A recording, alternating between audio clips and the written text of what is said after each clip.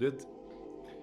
Selamu alaikum hoxh, a lejohet një gruas të martohet me një burr me akide ndryshe prej gruas, shkaku i pasurisë apo famës së tij, pasi i ka vdekur burri i parë dhe nuk i ka dhënë leje për martesën e dytë, Allahu i shpërbleft. Aleikum assalam wa rahmatullahi wa barakatuh. Si ka dhënë leje, kjo s'vlen kur gjajç. E burri që vdes, ai nuk mund as me dhënë leje me martue, as me dhënë leje mos u martu. Se s'është punë për ta. Por tash, me martue me dikon që nuk është në akiden e gruas, këtu masana apo do të më ditë për çfarë çështje të akides jemi të fol. Nëse është prej grupeve të devijuara, nuk bën mu martu me ta.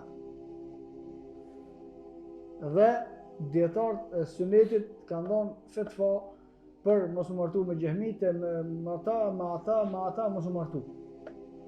Për shkak se nivelin e devimit e kanë lartë.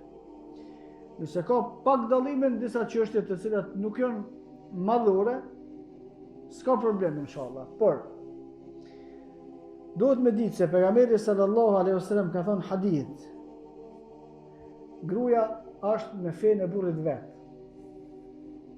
Qysh ta kenë burri fenë, çashtu ka më pas ai gruaja. Sado që mundohet, sado që me kalimin e kohës gruaja ka muksie në fenë e burrit vet.